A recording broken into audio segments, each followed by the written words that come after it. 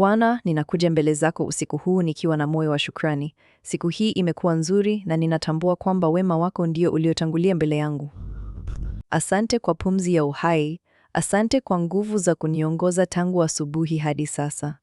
Asante kwa kila tabasamu, kila mafanikio madogo na hata kwa mambo ya kawaida ambayo mara nyingi huyapuuza. Leo nimeona mkono wako ukinitunza.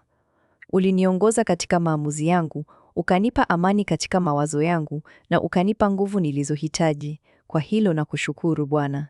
Asante kwa milango iliyofunguka leo. Asante kwa mazungumzo mazuri, kwa kazi zilizokamilika na kwa ulinzi wako katika kila hatua. Hata pale siku ilipokuwa na changamoto ndogo, ulinipa hekima na utulivu wa kuvuka. Ninakushukuru kwa sababu siku hii haikuwa ya bahati tu, bali ilikuwa chini ya uangalizi wako.